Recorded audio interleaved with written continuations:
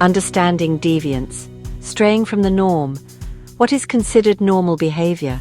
We all live in societies with rules. These rules are called norms. They tell us what is acceptable and unacceptable. Deviance is simply acting outside these norms. Think of it like coloring outside the lines. Sometimes it's a small act like wearing a brightly colored hat to a formal event. Other times it's a serious offense like stealing. It's important to note that deviance is relative. What might be considered deviant in one culture could be perfectly normal in another. For example, eating with your hands is common in some cultures but considered rude in others. Deviance can also change over time. Think about how views on tattoos have evolved. Once seen as rebellious, tattoos are now much more mainstream. Understanding deviance requires us to look at the context, the time, the place, and the specific situation. It's not always about right or wrong, but about what's considered acceptable within a particular society. The reins of society, social control. Societies aren't just a free-for-all. They have ways to keep people in line. This is where social control comes in. It refers to the methods used by societies to encourage conformity to norms. Think of it as the invisible force that maintains order. There are two main types of social control, formal and informal. Formal social control involves written rules and laws. These are enforced by institutions like the police and the courts. Think of speeding tickets, jail time for theft, or even expulsion from school for cheating. Informal social control, on the other hand, is less official. It involves unwritten rules and expectations enforced through things like social pressure, disapproval, or even ridicule. Imagine the look of disapproval from your parents when you misbehave, or the gossip that might follow breaking a social norm. Both formal and informal social control play important roles in maintaining social order. They set boundaries and provide consequences, encouraging people to think twice before straying too far from the norm. Sociological lenses, viewing deviance through different perspectives. Sociologists have long been fascinated by the concept of deviance. They've developed various theories to explain why some people engage in it. Let's take a look at a few prominent perspectives. Emil Durkheim, a foundational figure in sociology, believed that deviance could actually be functional for society. He argued that it helps to clarify moral boundaries and promote social change. Talcott Parsons, another influential sociologist, focused on the role of social structures in maintaining order. He argued that deviance arises when individuals are not properly integrated into society or lack access to the means to achieve socially approved goals. Travis Hirschi took a different approach with his social control theory. He argued that people are less likely to engage in deviant behavior when they have strong bonds to society, such as attachment to family and friends, commitment to conventional goals, involvement in conventional activities, and belief in the legitimacy of social norms. Michel Foucault, a renowned social theorist, explored the relationship between power and deviance. He argued that definitions of deviance are often used by those in power to control and marginalize others. These are just a few examples of the many sociological perspectives on deviance. Each offers valuable insights into this complex social phenomenon. The roots of rebellion. Why we break the rules. Why do some people break the rules while others follow them religiously? It's a question that has puzzled sociologists, psychologists, and biologists alike. The answer, it turns out, is complex and multifaceted. From a biological perspective, some researchers point to genetic predispositions or differences in brain chemistry that might make some individuals more prone to risk-taking or impulsive behavior, which could lead to deviance. Psychologically, factors like personality traits, mental health, and individual experiences can also play a role. For example, someone who has experienced trauma or neglect might be more likely to engage in deviant behavior as a coping mechanism. Sociologists emphasize the influence of social factors such as poverty, inequality, and social disorganization. When individuals lack access to opportunities or live in environments with weak social institutions, they may be more likely to turn to deviant behavior. It's important to note that these factors rarely operate in isolation. Deviance is often the result of a complex interplay of biological, psychological, and sociological influences. Section 5. Shades of deviance from primary to positive. Deviance is not a one-size-fits-all concept. It comes in different shades and degrees.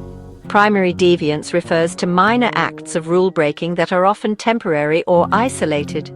Think of a teenager shoplifting a candy bar or a college student experimenting with marijuana. These acts might be seen as a phase or a lapse in judgment, not necessarily indicative of a deviant identity.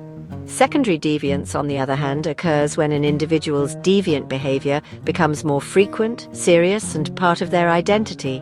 This often happens when individuals are labeled as deviant by society and internalize that label, leading to further deviance. Deviance can also be positive. Positive deviance refers to acts that violate norms, but are considered beneficial by society. Think of Rosa Parks refusing to give up her seat on the bus, an act that challenged racial segregation and sparked the civil rights movement. Understanding the different types of deviance is crucial for developing effective responses. It allows us to differentiate between minor transgressions and more serious forms of deviance, and to recognize that deviance can sometimes lead to positive social change. Section 6. Social order across species. Humans versus animals. Humans aren't the only ones with rules. Social control exists in the animal kingdom too. While we might not think of ants and bees as having laws, their societies are remarkably organized. Animals use a variety of mechanisms to maintain order. These can be as simple as pecking order among chickens, or as complex as the intricate communication systems of bees. For example, honeybees have a highly structured social hierarchy, with a queen, drones, and worker bees, each with designated roles. When a bee deviates from its assigned role, it faces consequences, such as being expelled from the hive.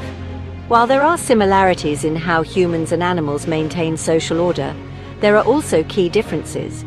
Human societies are far more complex, with elaborate systems of laws, norms, and institutions. Our capacity for language and abstract thought allows us to develop and enforce rules in a much more nuanced way than animals. Section 7. The importance of social control, maintaining harmony. Imagine a world without any rules or consequences. Chaos would ensue. Social control, while sometimes seen as restrictive, is essential for maintaining social order and preventing societies from descending into anarchy. It provides a framework for predictability and stability. When people know what to expect from others and what is expected of them, it allows for smoother social interactions and reduces the likelihood of conflict. Social control also protects individuals from harm. Laws against theft, assault, and murder exist to safeguard our well-being. Without these rules, we would be far more vulnerable to exploitation and violence. While it's important to acknowledge that social control mechanisms can be misused to maintain power imbalances or suppress dissent, their fundamental purpose is to ensure the smooth functioning of society and the well-being of its members. Section 8. Deviance and progress, a catalyst for change. While often viewed negatively, deviance can also be a powerful force for positive social change. Throughout history, many individuals and groups who challenged the status quo were initially labeled as deviant. Think of the suffragettes who fought for women's right to vote, the activists who challenged racial segregation, or the artists and thinkers who pushed creative boundaries. These individuals and groups were often met with resistance and condemnation. However, their willingness to defy societal norms ultimately led to greater equality, justice, and progress.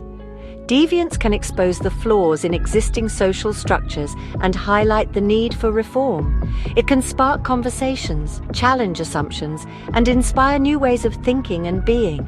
In this sense, deviance can be seen as a necessary ingredient for social progress. Section 9. Concluding thoughts, balancing individuality and social order. Deviance and social control are two sides of the same coin. They represent the inherent tension between individual freedom and societal order. Finding the right balance between these two forces is an ongoing challenge for all societies.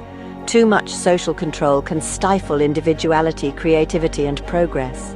On the other hand, too little control can lead to chaos and instability. The key is to create a society that allows for individual expression, while also maintaining order and protecting the well-being of all its members. Understanding the complexities of deviance, social control, and their interplay is crucial for fostering a just, equitable, and harmonious society. It requires us to move beyond simplistic notions of right and wrong, and to engage in thoughtful dialogue about the values and norms that should guide our collective lives.